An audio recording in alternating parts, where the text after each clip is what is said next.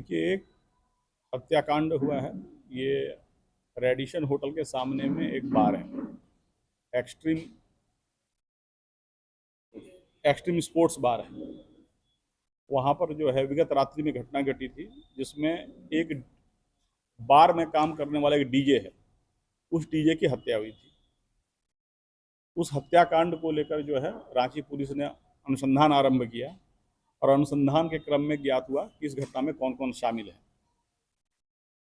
इसमें सबसे महत्वपूर्ण बात यह है कि जिस आदमी ने गोली चलाई डीजे पे, वह आदमी जो है वह पटना का रहने वाला है, रांची में भाड़े पे रहता है और उसका एक बिजनेस है।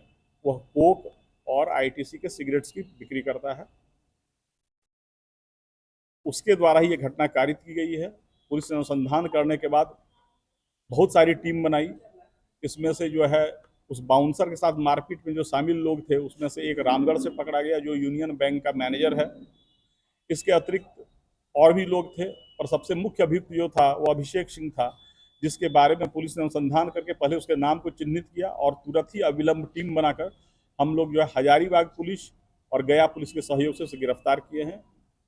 गया के अलीपुर थाना क्षेत्र में से इस गिरफ्तारी में, इस उद्भेदन में जो है हजारीबाग पुलिस और गया पुलिस ने भी काफ़ी सहयोग किया।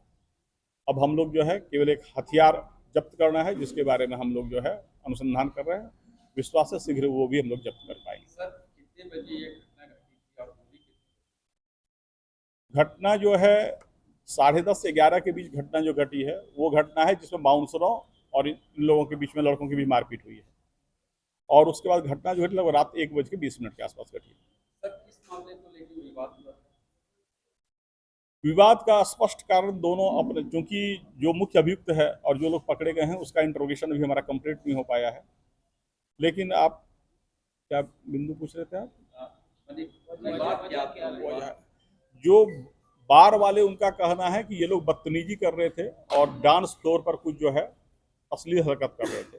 लेकिन जो है इन लोग का कहना है कि ऐसी बात नहीं है। इन लोग जो है बाउंसर ने जबरदस्ती हमें मारा पीटा है, और जो लड़के हैं उनके ऊपर इंजरी भी है, जिनकी बाउंसर से मारपीट हुई उससे इंजरी भी है। तो ये बात भी छानबीन का बिंदु है कि बाउंसरों ने किस परिस्थिति में उन लोगों के साथ मारपीट किया। कितने लोगों को लिया गया सर?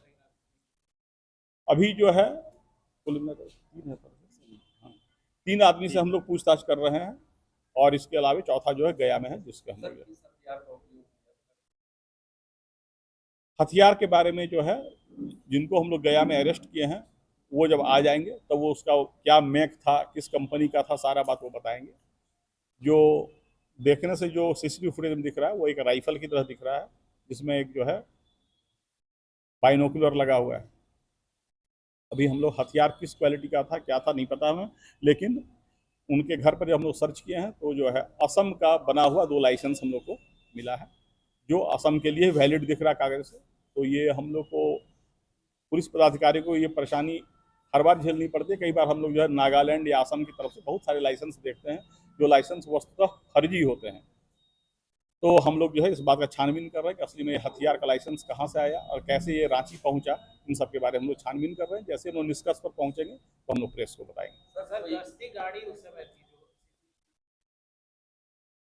नहीं, उसमें जो है जिसमें घट आप इसमें देखें, जिसमें घटना घटी है पूरा सड़क जो है वो सुनसान है, और फायरिंग की जब आवाज़ आती है तो जो पुलिस की गश्ती गाड़ी है, यूजुअली जब आप फायरिंग की आवाज़ सुनते हैं तो उसका डायरेक्शन आइडेंटिफाई करने में आपको समय लगता है। डायरेक्शन आइडेंटिफाई करने के बाद पुलिस वापस लौटती है, तब ये भागने लगता है। पुलिस पीछा करती है, लेकिन वो तेज़ी से निकल जाता है। एक्चुअली पुलिस की गश्ती गाड़ी से जो है पुलिस के जवान उतर के आते हैं उसे पकड़ने के लिए। जब भागता है तो वापस जिप्सी में आने में ना टाइम लगता है, और इस बीच का वो फायदा उठाकर वो भाग जाता है। और इस तेजी से वो भागा है कि बाद में उसने एक्सीडेंट भी किया। उसकी गाड़ी जो हम लोग को बरामद हुई है वो एक्सीडेंट की हुई गाड़ी है। इट मीन से वो काफ़ी तेजी से भागा था।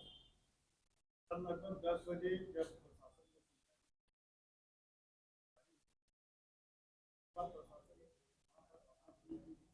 नहीं नहीं, उसमें ये बात नहीं थी। प्रशासन, वहां पर प्रशासन को ये सूचना दी गई कि यहाँ पर केवल बकझक हुआ है। वहां पर जब गए तो बोले कि जो बकझक वाले लड़के थे, वो बार वाले ने कहा कि वो आदमी चले गए हैं।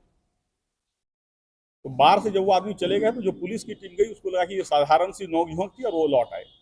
पर ये घटना जो है सामान्य नोकझोंक ही रहती है, पर रात में वो आक्रोशवश संभवतः वो आदमी जो आया है और उसने एक घटना कारित की है कि बाउंसरों ने मुझे क्यों मारा। अभी जो प्रथम दृष्टिया लग रहा है, बाउंसरों के मारपीट से वो आक्रोशित होकर वह नशे की हालत में संभवतः वो उसने निर्णय लिया और ये घटना उसने किया है।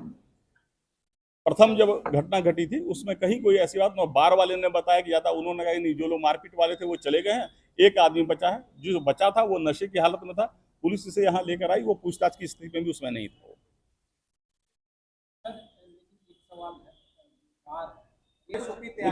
अभी हम लोग जो है राइट नाउ इस केस का इन्वेस्टिगेशन में हम लोग जुटे हुए थे, तो अभी उस बिंदु पर अभी हम लोग फोकस नहीं किए हैं। पहला तो यह पता करेंगे कि उसके पास, बार के पास क्या टाइमिंग थी, क्या उस टाइमिंग के बाद भी बार खुला था या नहीं था, और एक जो बिंदु है कि भाई बाउंसरों ने मारपीट क्यों की। अगर आपके साथ किसी कोई बदमाशी कर रहा है तो आप बेतहाशा मारपीट नहीं कर सकते, यह बिंदु भी छानबीन का है। तो बार को कैसे रेगुलेट करना है और बार में अगर कोई गलत गतिविधि है उसको कैसे रोकना है, इसके लिए भी रांची पुलिस सीरियस स्टेप्स लेगी।